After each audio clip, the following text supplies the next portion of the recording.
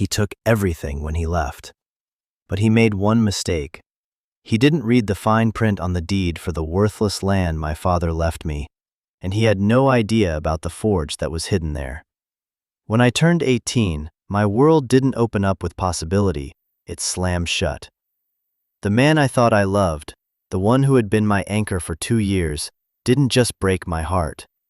He dismantled my life with the cold precision of a demolition crew. He took the small inheritance my mother had scrimped and saved for me. He took the apartment we shared, the one his name was on. He took everything that could be quantified, monetized, and transferred. But in his rush to secure his victory, he missed one thing. A single archaic clause in a yellowed, forgotten deed. He missed the one inheritance that couldn't be put in a bank account. What I discovered on that broken-down piece of land wouldn't just give me a second chance. It would give me back a father I never knew, and a future I could build with my own 2 hands. If you've ever had to start over from absolute zero, if you've ever had to claw your way back from a betrayal that left you with nothing but the clothes on your back, then hit that subscribe button. This story is for you. We're building a place here for people who understand that the deepest foundations are the ones you lay yourself, long after the storm has passed. The air in the bus station tasted of diesel fumes and disinfectant. It was 3 in the morning, a hollowed-out hour where the only other people awake were ghosts like me, drifting between one life and the next. I had one duffel bag at my feet, containing a few changes of clothes, a toothbrush, and a worn paperback I'd read a dozen times. In my hands, I clutched a large manila envelope, its edges soft with age. Inside was the deed. The only thing Leo had graciously let me keep.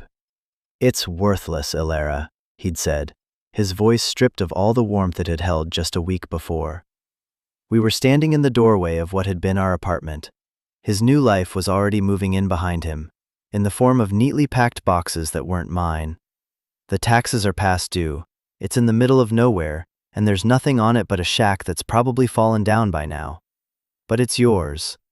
From your dad, a clean break. A clean break. The words echoed in the sterile quiet of the bus station. It wasn't a break, it was an amputation. Leo was 4 years older than me. I met him when I was 16, a few months after my grandmother, my last living relative, had passed away. I was adrift, about to be swallowed by the foster care system, and he and his family seemed like a lifeboat. They took me in. He was charming, steady, and protective. He helped me navigate the complexities of probate, of dealing with my grandmother's small estate. He helped me set up my first bank account when my mom's life insurance policy finally paid out on my 18th birthday. He held my hand and told me he'd take care of everything. And I, stupid, grateful, and desperately in love, believed him. I signed the papers he put in front of me, giving him power of attorney to help manage things until I was more on my feet. I didn't read the fine print. I didn't think I had to. You don't read the fine print with the person you plan to spend your life with. The day after my birthday, the day the money was officially mine, the lifeboat revealed itself to be a trap. The man I loved became a stranger. The bank account was empty. The legal documents I'd signed were ironclad. He had done it all by the book. His book. "It's for the best," he'd said, not meeting my eyes. "You're too impulsive with money.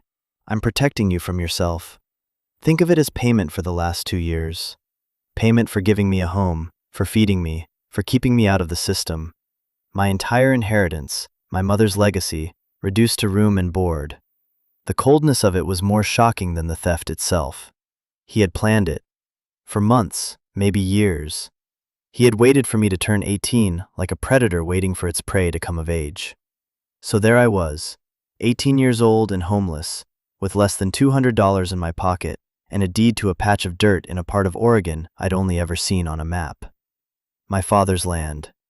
A man who was a ghost to me, a name on a birth certificate, and a few hazy, half-formed memories of a scratchy beard and the smell of sawdust. He died in a car accident when I was 5. My mom never talked about him. And after she passed, my grandmother was even quieter on the subject. He was just a void, a question mark in my history. And this piece of land was his only answer. I sat on the hard plastic bench, the fluorescent lights humming overhead, and I felt a cold, hard knot of nothing in my stomach. I could sell it. A quick call to a rural real estate agent had confirmed Leo's assessment. It was worth maybe $10,000, minus the back taxes. Enough to get a security deposit on a tiny apartment somewhere, maybe buy a few weeks of groceries. It was the sensible option, the only option. But as the bus to Portland finally hissed to a stop outside, I bought a ticket heading east instead, towards the mountains, towards a shack that had probably already fallen down. It wasn't a choice born of hope. It was a choice born of pure, unadulterated defiance. If my life was going to be nothing, I wanted to see the nothing my father had left me. I wanted to stand on it and feel it under my feet. The $200 I had was a pathetic shield against the world. It was the last of my cash from a part-time waitressing job, money Leo hadn't known about. It felt like the only thing in the world that was truly mine. As I sat in that bus station, I portioned it out in my head. $86 for the bus ticket to a town called Oak Ridge, the closest stop to the property listed on the deed. That left me with a little over $100. Food, a phone call, maybe a cheap motel if I couldn't make it to the property before dark. It was a terrifyingly small number, a thin thread suspending me over a chasm of absolute destitution. The system I had aged out of was gone. There were no more social workers to call, no more group homes to be placed in. I was an adult, free, and completely, utterly alone. My history with Leo felt like a fever dream now. He had been my world. His family's house was warm, loud, and full of the casual chaos of a life I'd never known. My own childhood had been quiet, shadowed by my mother's long illness and then the silent, grieving stillness of my grandmother's apartment. The noise, the laughter, the easy affection of Leo's family, it was intoxicating. I had mistaken their hospitality for love, their charity for family. I see that now. They saw a project, a sad, pretty girl who needed saving. And Leo, their golden boy, was the designated savior. He coached me on what to wear, how to talk. He smoothed my rough edges, molded me into someone who could fit neatly into their suburban Christmas card photos. I was so grateful, so eager to please, that I didn't see the cage being built around me. He'd talk about our future, about the house we'd buy, the life we'd build. He used my mother's inheritance as the foundation for those dreams. "We'll invest it, Alara," he'd say, his voice smooth as honey. "Make it grow. Your mom would want that." He was right. She would have. She just wouldn't have wanted him to be the one doing it. The deed itself was a relic. The paper was thick, almost like cloth, and the type was faint, struck by an old typewriter. Parcel 7, Section 12, Township 34 South, Range 6 East, Willamette Meridian. It sounded like a pirate's map. It detailed the acreage, 5.5 acres, and its location, miles down a county road that, according to the map on my phone, turned to gravel and then simply faded away. Tucked at the bottom of the legal description was a single, handwritten line, added and notarized years after the original purchase, including all structures and improvements thereon, specifically the primary dwelling, cabin, and associated outbuilding, workshop. Leo had seen the word cabin and fixated on it. He'd laughed. "A log cabin? Seriously? Your dad was some kind of mountain man, huh?" He dismissed the outbuilding as a woodshed or a collapsed garage. Irrelevant, worthless. As I held the envelope, the paper felt warm against my cold hands. This was all that was left of him. My father, Michael. A man I remembered in flashes. The scent of pine and something metallic like hot iron. The deep rumble of his laugh. A calloused hand holding mine. These were not memories. They were sensory fragments, echoes without context. My mother, when I was very young and she was still healthy enough to talk about the past, had once said he worked with his hands. She'd said it with a mixture of pride and sadness. After he was gone, the subject was closed. It was as if he'd never existed. Now, this land was the only proof he ever had. The thought of selling it to a stranger, of letting it be bulldozed for a vacation home or a timber lease, felt like a second death. It felt like betraying a ghost I didn't even know. That feeling, more than any logic or planning, was what put me on that bus. I wasn't running towards something. I was refusing to run away. I had to see it. I had to stand on his ground and decide if there was anything there worth saving, or if, like everything else in my life, it was just another ruin. The bus pulled away from the curb, and the city lights began to blur through the rain-streaked window. I was heading into the dark, armed with nothing but a broken heart and a pirate map. The bus ride was a long, slow surrender to motion. For 12 hours, I watched the world change through the grimy window. The sprawling, concrete arteries of the city gave way to the repetitive geometry of the suburbs, which in turn dissolved into wide, flat farmland. Then, slowly, the land began to buck and rise. The flatlands crumpled into foothills, green and rolling, and then the real mountains appeared, jagged and dark against the bruised purple of the dawn sky. The Cascades.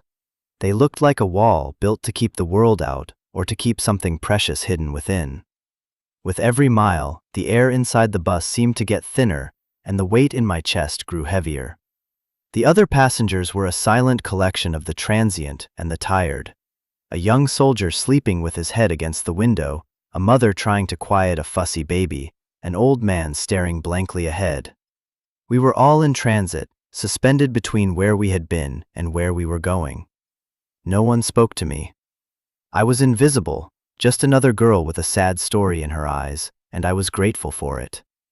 My phone was my only connection to the world I had left, and its battery was dying. I watched the little green bar shrink with a sense of rising panic. I'd used it to look up the town, Oak Ridge. The pictures showed a small, gritty logging town nestled in a deep valley, surrounded by endless forests of Douglas fir. It looked quiet and forgotten, a place where you could disappear. The satellite view of my father's property was just a fuzzy green square. No structures were visible through the dense canopy of trees. For all I knew, Leo was right. It could be nothing more than a tangle of blackberry bushes and fallen logs. What was I doing? This was insane. I should have taken the money for the deed, however little it was. I should have found a room to rent in Portland, gotten another waitressing job, and tried to piece together some semblance of a normal life. Every rational thought screamed at me to get off at the next stop, turn around, and go back. But the memory of Leo's face, that placid mask of false concern, was like fuel. The humiliation was a fire in my gut. He expected me to fail. He expected me to come crawling back, or to simply vanish. Another piece of unfortunate backstory he could tell his new girlfriend about. The thought of proving him wrong was a tiny, hard ember glowing in the vast darkness of my fear. It wasn't much, but it was enough to keep me in my seat. When the bus finally rolled into Oak Ridge, the sun was low in the sky, casting long, dramatic shadows across the valley. The town was even smaller than I'd imagined.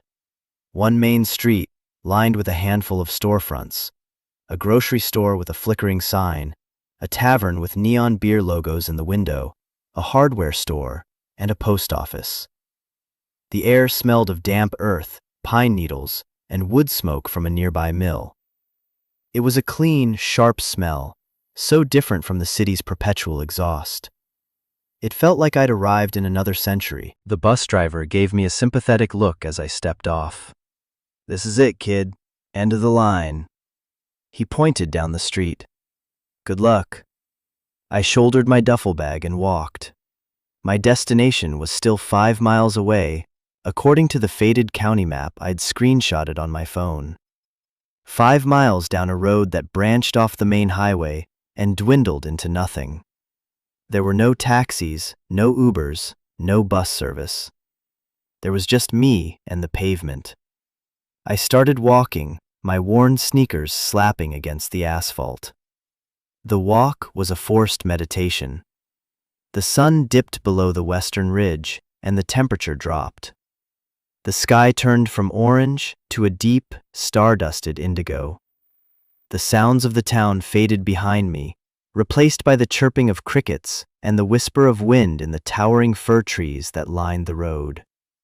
It was a profound and terrifying quiet. For the first time, the reality of my isolation hit me with physical force. There was no one to call. No one was coming for me. No one even knew where I was. My fear was a cold, living thing, wrapping itself around my throat. I kept walking, one foot in front of the other. That was all I could do. After about an hour, the asphalt gave way to gravel, as predicted. The road narrowed, and the forest pressed in on both sides, its branches interlocking overhead to form a dark tunnel. My phone was dead. I was navigating by memory and a gut feeling. I passed a rusted, bullet-pocked sign that read, "No trespassing." The road got rougher, more of a trail than a road, and I had to pick my way around deep ruts and fallen branches. My legs ached. My shoulders burned from the weight of the bag. I was exhausted, hungry, and on the verge of tears. I was about to give up, to just sit down on the side of the trail and wait for morning, when I saw it. Through a gap in the trees, silhouetted against the moonlit sky, was the dark, angular shape of a roof. A cabin. It was real. It was still standing. A wave of relief so powerful it made my knees weak washed over me. I pushed through a final thicket of ferns and sticker bushes and stumbled into a small clearing. And there it was, my inheritance.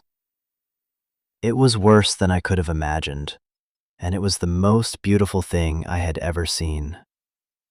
The cabin sagged. That was the first word that came to mind. It looked like an old man slumping in his chair, tired of holding himself up. The roof on one side dipped dramatically, a cascade of moss-covered shingles threatening to slide off completely. The porch had collapsed, its boards splintered and gray. The windows were dark, vacant eyes, one of them shattered, a jagged black mouth gaping open. The whole clearing was choked with weeds and blackberry vines, which snaked their way up the log walls of the cabin, as if trying to pull it back into the earth. It was a picture of perfect neglect. And yet, it was here. It had weathered storms and decades of solitude, waiting. For what? For me, I supposed. My heart pounded a nervous rhythm against my ribs. I dropped my bag on the damp ground and approached the front door, stepping carefully over the wreckage of the porch. The door was made of thick, heavy planks, bound with rusted iron straps. There was no doorknob, just a simple iron latch. I put my hand on it, expecting it to be locked, but it lifted with a groan of protest. The door swung inward on complaining hinges, opening into a square of absolute darkness.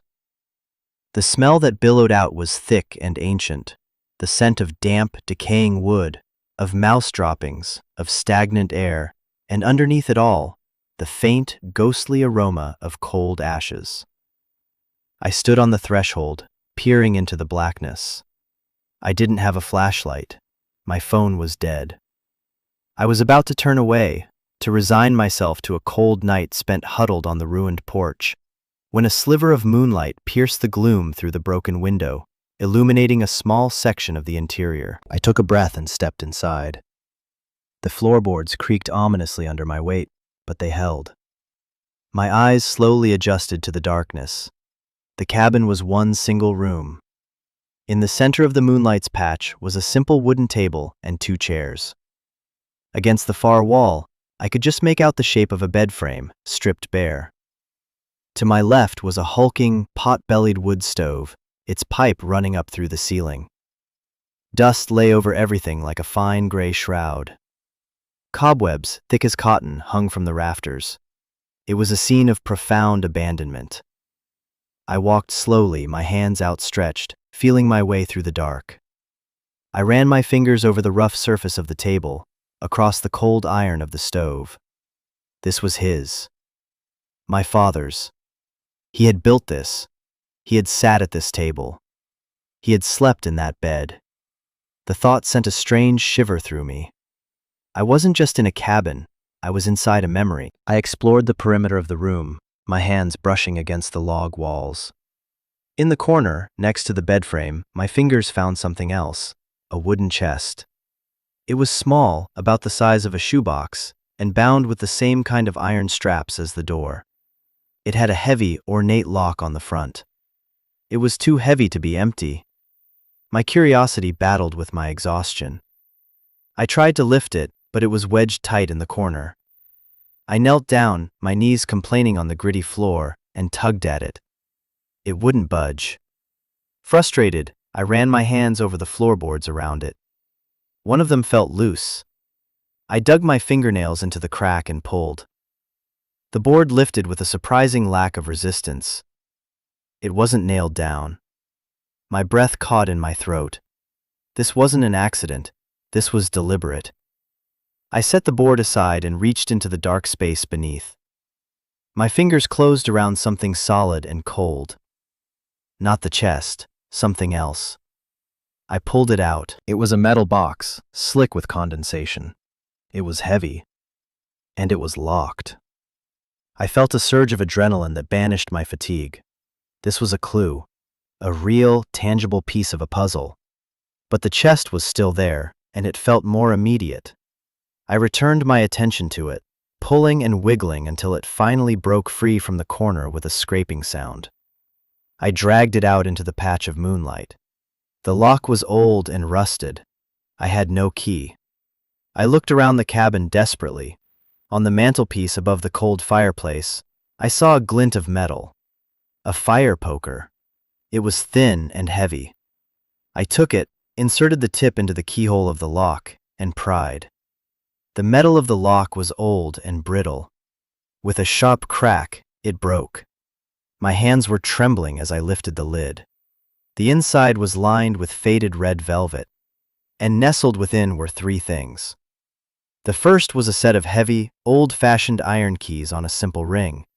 They were intricate, a far cry from modern keys. The second was a small, tarnished silver locket on a delicate chain. I opened it. On one side was a tiny, faded photograph of a smiling, bearded man holding a baby. My father. And me. My heart squeezed tight in my chest. On the other side was a lock of my own baby hair, pale and fine. The third item was a thick, cream-colored envelope sealed with a blob of dark red wax. My name was written on the front in a strong, elegant script I didn't recognize. For Ilara, on her 18th birthday. I stared at it, my world tilting on its axis. He had known. He had planned this. This wasn't just a forgotten relic, it was a message in a bottle, sent across 15 years of silence, waiting for me to arrive. I carefully broke the wax seal with my thumb and pulled out the folded pages within. The paper was crisp, the ink a dark, bold black. I angled the letter to catch the moonlight and began to read. My dearest Ilara, if you are reading this, it means several things. It means you are 18. It means you have found your way here. And it means I am not there to give this to you myself. For that, I am more sorry than words can ever say. I know you must have 1,000 questions. I know you have likely grown up believing I abandoned you. I need you to know that isn't the truth. The truth is, leaving you was the hardest thing I have ever done, and I did it to protect you. When you were born, my life was complicated. Before I was your father, I was a blacksmith. Not the kind you see at Renaissance fairs, shoeing horses. I was an artist, and my medium was steel. I made things, gates, sculptures, furniture, for people with a lot of money and very little patience. Some of those people were not the kind you want in your life. I made a bad deal, got into debt with the wrong man, and when I couldn't pay, he made it clear that my debt would be passed on to the people I loved. To your mother, to you. The threats were not subtle. So I disappeared. I cut all ties, gave your mother every penny I had, and made her promise to tell you I was gone for good. It was the only way to ensure they would leave you alone, to sever the connection they could use against me. It broke my heart, but it kept you safe. That was the only thing that mattered. I came here, to this land. I bought it years before, with the first money I ever made from a big commission. It was my dream, our dream, to build a life here, away from the city. I built this cabin with my own hands, felled the trees, and set the stones for the hearth. I thought we would live here together. After I left, I lived here for a while, like a ghost in my own future. But I couldn't stay. The risk of being found was too great. So I prepared this place for you. A contingency, a last resort, an inheritance of a different kind. Now, about this property. The deed is more important than it looks. I'm sure whoever you've dealt with in the outside world has told you this land is worthless. They are wrong. They only see the 5 acres and the dilapidated cabin. They don't know what else is here. Look at the deed again. The addendum I added. Associated Outbuildings/Workshop. That is the key. When I built the cabin, I also built my forge. From the outside, it looks like a collapsed barn or a storage shed, overgrown and forgotten. That is by design. It's on the north side of the property, about 100 yards from the cabin, tucked into the hillside. One of the keys in the chest you found opens the main door. It will be rusted, but it will work. Inside that forge, Alara, is my entire life's work. My tools, my anvil, my hearth, my hammers. Everything I used to create. It's all there, waiting. It's probably a dusty, spider-filled mess, but it's solid.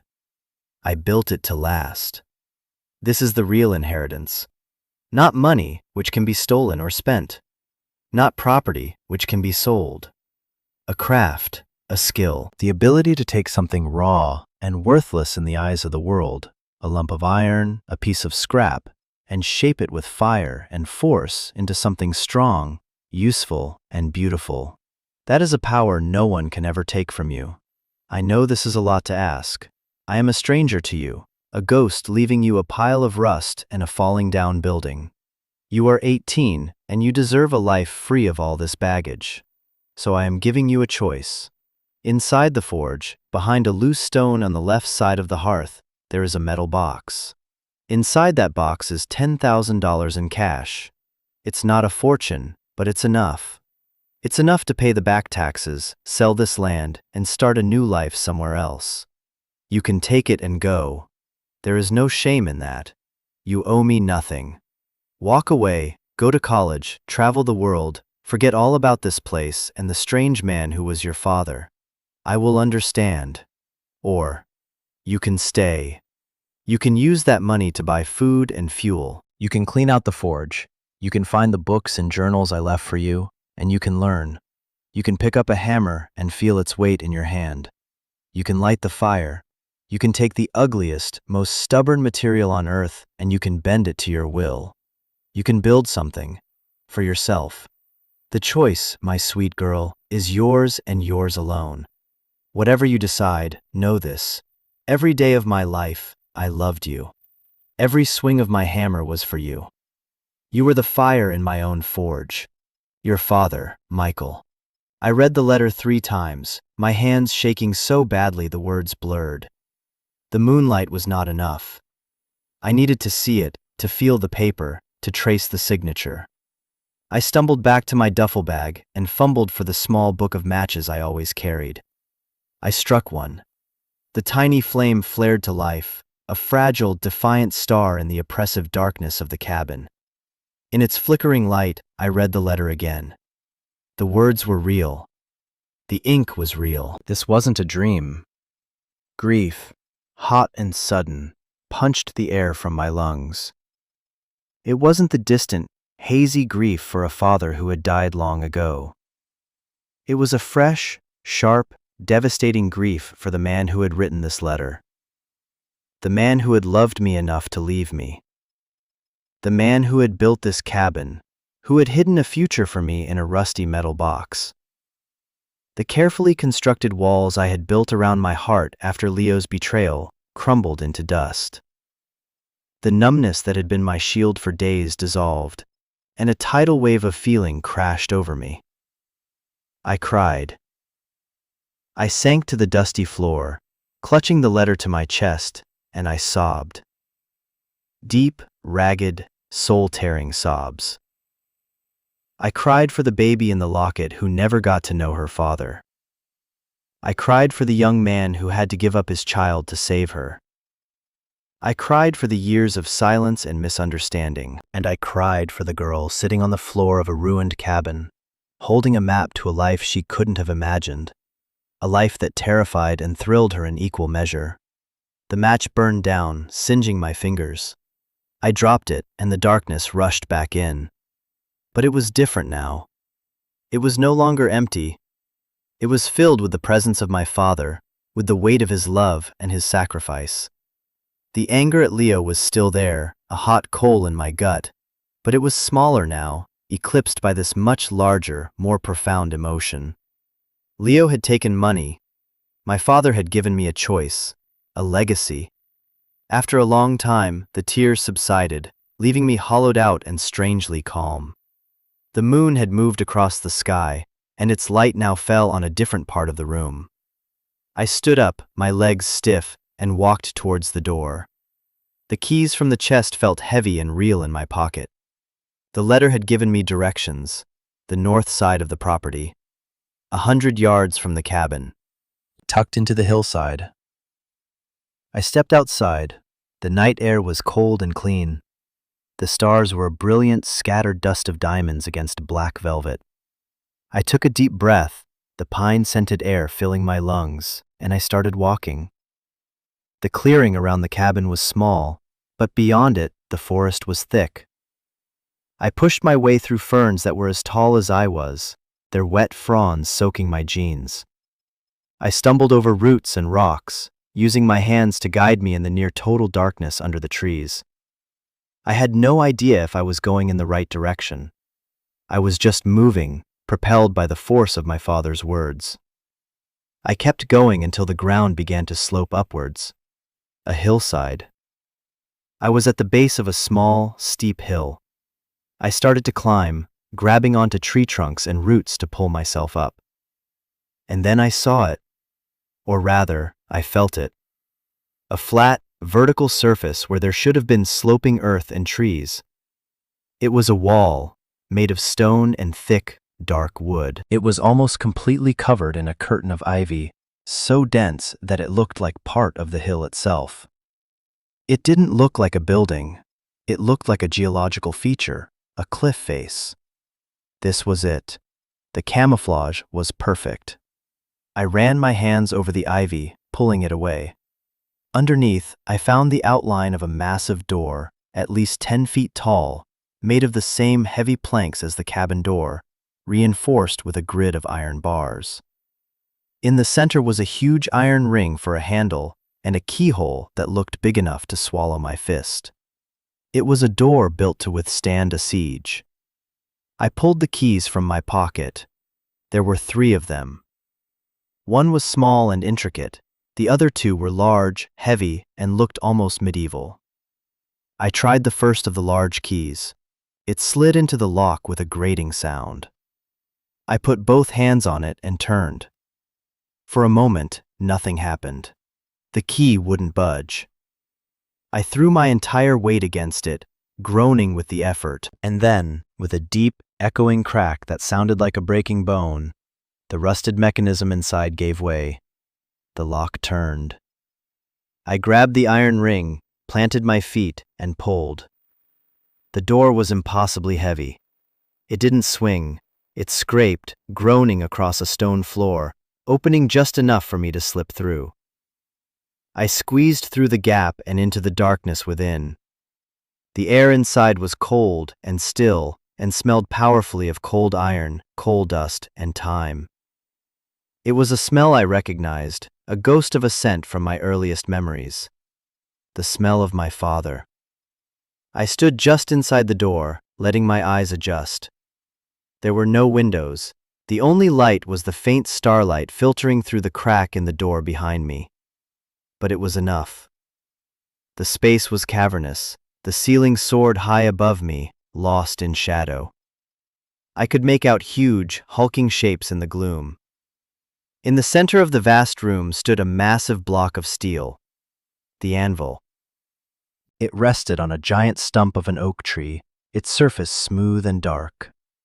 To its left was the hearth, a brick and stone structure easily 10 feet wide, with a vast gaping mouth and a chimney that disappeared into the darkness above.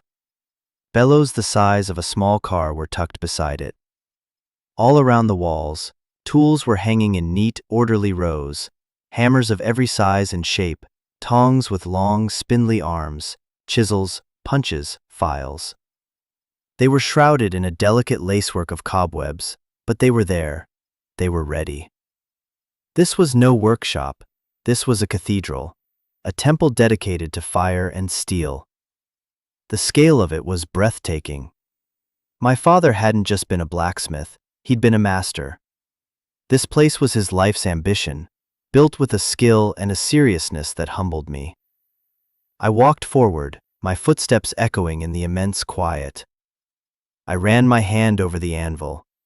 It was cold as ice, but I could almost feel the phantom vibrations of 1,000 hammer blows. I touched the leather of the bellows, cracked and dry with age. I picked up a hammer from the wall.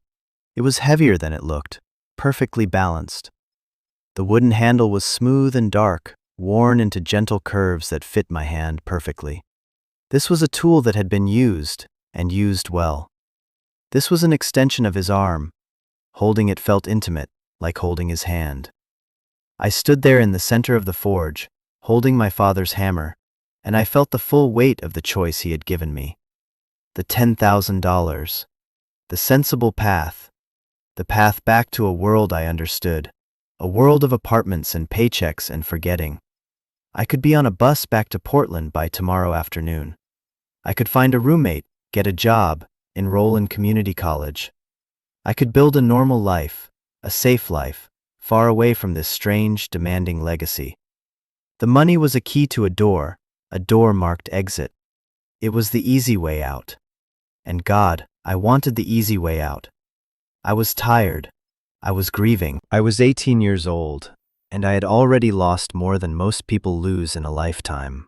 I didn't want another fight. I just wanted to be safe. But then I looked around the forge, at the anvil that had waited patiently in the dark, at the hearth that was built to hold a roaring fire, at the tools that were hungry for work. This place wasn't just a building. It was a promise. It was a testament to a love so fierce it had chosen exile over endangerment. It was the heart of a man I was only just beginning to know. To take the money and run would feel like theft. It would feel like siding with Leo, like agreeing that the only thing of value was the cash. It would be a betrayal of the man who had trusted me with his soul. I stood there for a long time, caught between two futures. One was a well-lit, paved road. The other was a dark, overgrown path leading into an unknown wilderness. The choice was between safety and meaning. I want to pause here for a second, because I think we all come to a crossroads like that, sooner or later. Maybe it's not a hidden forge and a letter from a ghost. Maybe it's a job you hate, but that pays the bills. A relationship that's comfortable, but slowly draining your soul. A choice between the thing you're supposed to do and the thing your heart is screaming at you to do. The easy path feels wrong, and the right path feels impossible. If you've ever stood at that kind of crossroads, if you know that feeling of being torn in two, let me know in the comments. I read every single one, and I think it's important we all know we're not alone in those moments. The world pushes us towards easy, but sometimes the best parts of ourselves are forged in the fire of the difficult choice. Now, let's get back to the story. I found the loose stone he'd described. It was on the left side of the massive hearth, indistinguishable from the others unless you knew what to look for. I wedged my fingers into the cracks and pulled. It came free, revealing a dark, square cavity. Inside was the metal box I had found under the floor of the cabin. The smallest, most intricate key on the ring fit the lock. I turned it and the lid popped open. Inside, stacked in neat, tight bundles, was the money. Old bills, soft to the touch. I counted it. $10,000. Exactly as he'd said. It was more money than I had ever held in my life. It was a passport. It was freedom. Underneath the cash was a small, leather-bound journal. I lifted it out. The cover was worn smooth. I opened it. The pages were filled with the same strong script as the letter, but this was different. These were not words for me. These were words for him.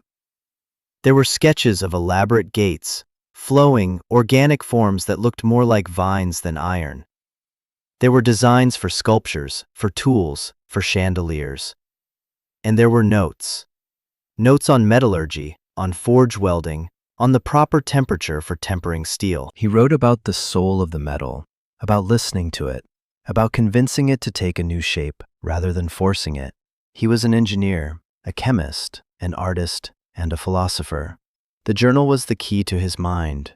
The money made the choice terrifyingly real. It wasn't an abstract idea anymore.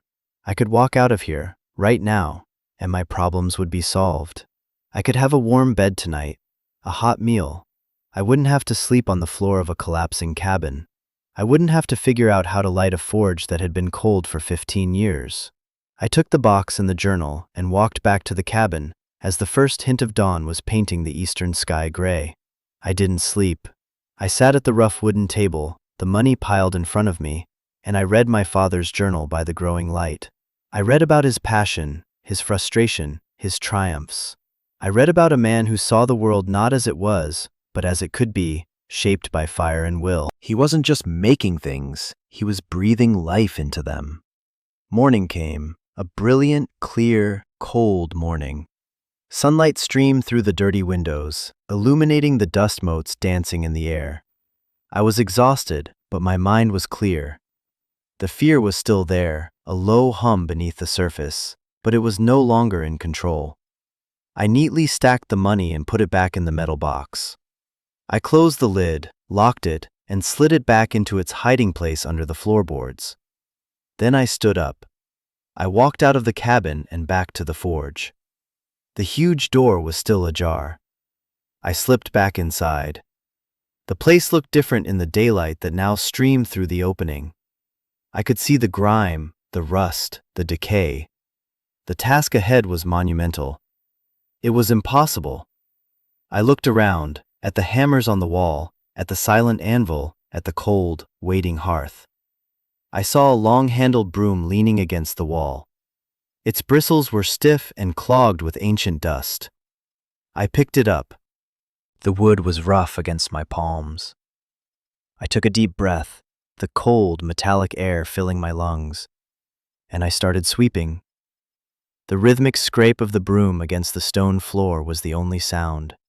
It was the sound of a decision being made, not with words, but with action. I was staying. I was going to light the fire. The first week was a blur of brutal, back-breaking work. Cleaning the forge was an archaeological dig. I swept away layers of dust, dirt, and animal droppings that felt decades thick. I battled cobwebs that were as strong as fishing line. I hauled out rusted buckets, rotted scraps of leather, and the skeletal remains of unfortunate rodents. Every muscle in my body screamed in protest. My hands, soft from a life lived mostly indoors, were raw and blistered within hours. At night, I would collapse onto a pile of old blankets I'd found and aired out in the cabin, too tired to even feel the cold. I ate cold canned beans and stale crackers I'd bought with a $20 bill from the box. It was a miserable existence, and I had never felt more alive. On the third day, I made my first trip into town. I walked the 5 miles, feeling conspicuous in my dirty jeans and with my wild, unwashed hair. My destination was the county administration building, a squat, uninspiring brick structure.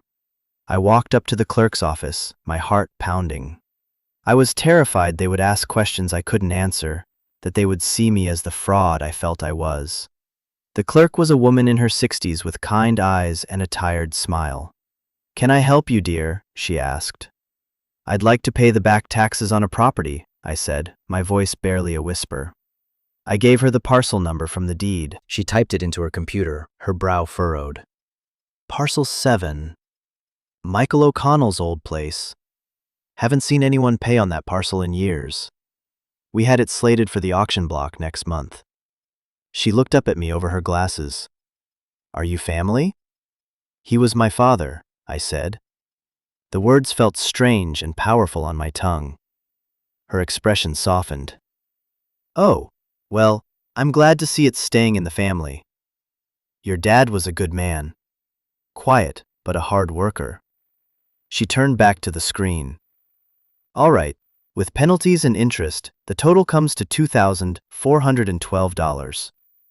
I counted out the cash from the envelope I'd brought. The bills were old and soft. She took them without comment, her fingers moving with practiced efficiency. She stamped my receipt with a satisfying thud. "There you go. You're all paid up. Good for another year." I folded the receipt and put it carefully in my pocket. It felt more valuable than the money I had just spent. It was a stake in the ground, a claim. As I walked out of the office, I felt 2 inches taller. On the way out of town, I stopped at the hardware store. I bought work gloves, heavy-duty trash bags, a bucket, soap, and a new, sturdy broom. I was investing in my future. By the end of the second week, the forge was clean. The tools were wiped down, their steel heads gleaming dully in the light. The anvil was polished. The hearth was cleared of debris. The place was still a ruin, but it was my ruin. Now came the real test: lighting the fire. My father's journal had a whole chapter on it.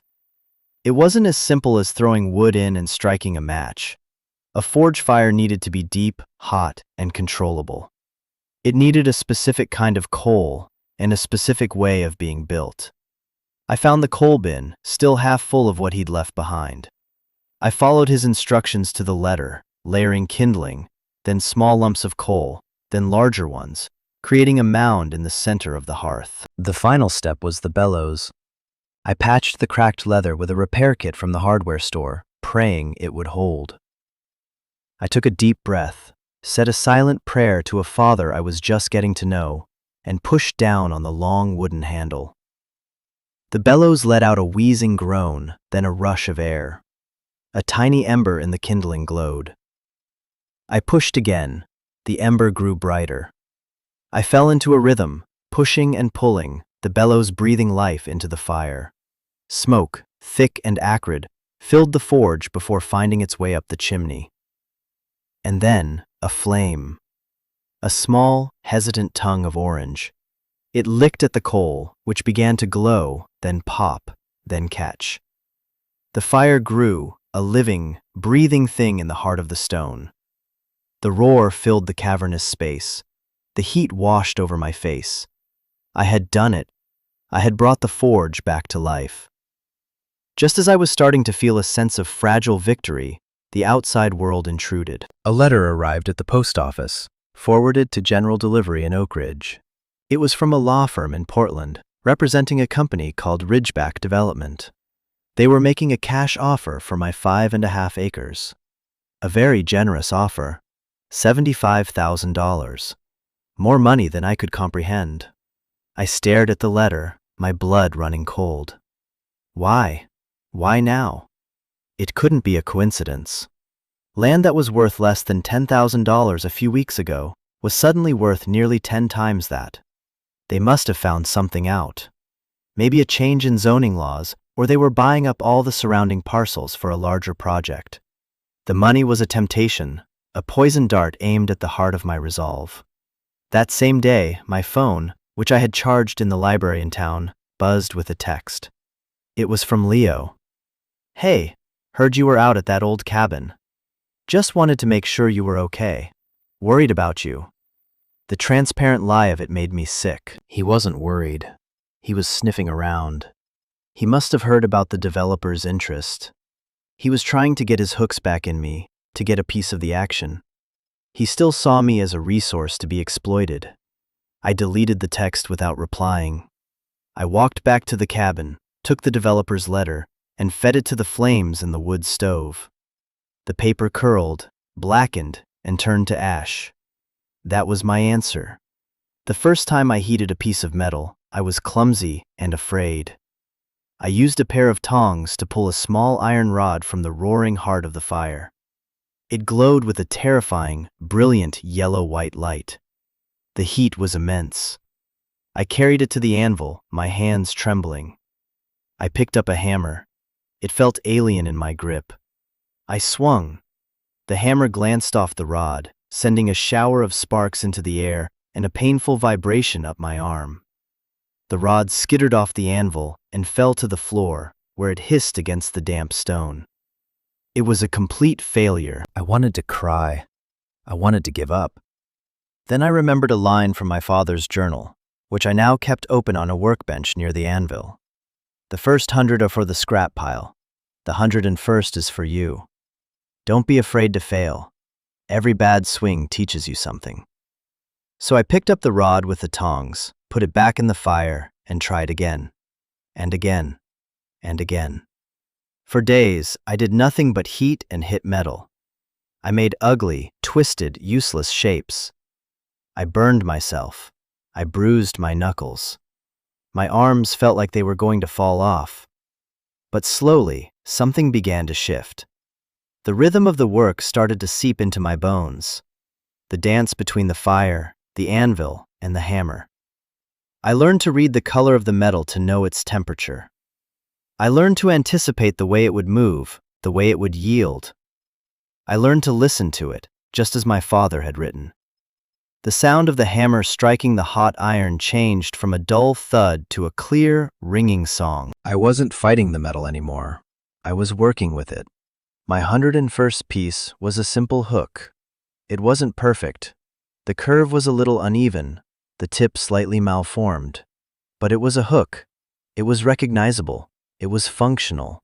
I had taken a straight, rigid piece of iron and transformed it into something new. I held it in my hand, still warm, and I felt a surge of pride so pure and powerful it brought tears to my eyes. This was better than money. This was creation. My inheritance, I realized, wasn't the land or the forge or even the craft. It was the resilience embedded in the work itself.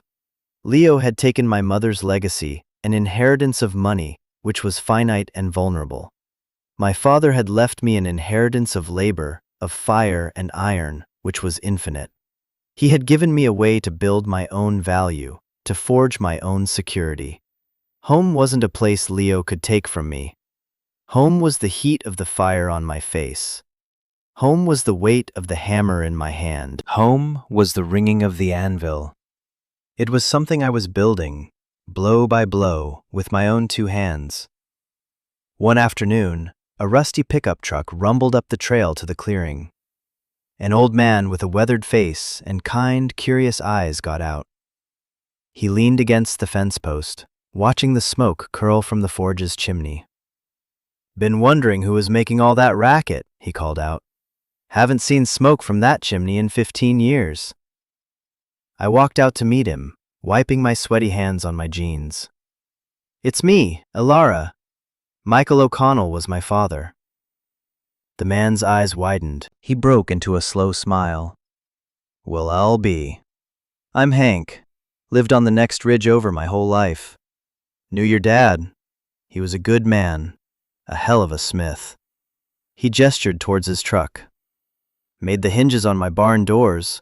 Still swing as true as the day he put 'em on. Strongest things I own." He looked from me to the forge and back again. "Glad to see someone's lighting the fire again."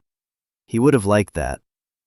That simple validation from a stranger, that connection to my father's life, was worth more than any developer's check. I wasn't a ghost in a ruin anymore. I was a part of this place. I was the blacksmith's daughter. It's been a year now. The forge is my life. I'm not making grand sculptures or elaborate gates. Not yet. I'm making simple things. Hooks, hinges, fireplace tools. Simple, honest, useful things. I sell them at the farmer's market in town every Saturday. Hank was my first customer. He bought a set of wall hooks and told everyone who would listen that Michael O'Connell's girl had the gift. The money I make isn't much, but it's enough. It pays for my food, for coal, for the taxes on this land. Every dollar is mine, earned with sweat and fire. I am beholden to no one. The cabin is still a ruin, but it's a warmer ruin. I've patched the roof, replaced the broken window, and cleaned it from top to bottom. The wood stove keeps the chill at bay. It's home. Sometimes, at night, I sit at my father's table and read his journal. I feel him here with me, a quiet, encouraging presence. I think about Leo sometimes, but he feels like a character from a book I read a long time ago. The anger is gone, replaced by a strange sort of pity. He thought he had won. He thought he had taken everything of value. But he was so blinded by greed that he couldn't see the difference between currency and worth. He took the cash, and he left the treasure. He left me with nothing. And in that nothing, I found everything. My father's letter gave me a choice. Not just about a forge, but about what kind of person I wanted to be. We all face those choices, in big ways and small. Every day, we choose what we build and what we let fall to ruin. Maybe your story isn't about a hidden forge and a secret inheritance. But I bet it's about finding strength when you thought you had none left. I bet it's about rebuilding after a storm. It's about looking at the wreckage of your life and finding the one solid piece you can build on. If this story meant something to you, if it sparked something in you, please subscribe and become part of this community. These are the stories that matter, the ones about getting back up. Share your own story in the comments below. Tell me about the time you had to rebuild. Tell me about the inheritance that no one could take from you. Because every story of resilience deserves to be heard. And I promise you, I'll be here, reading them, while the fire roars and the hammer rings.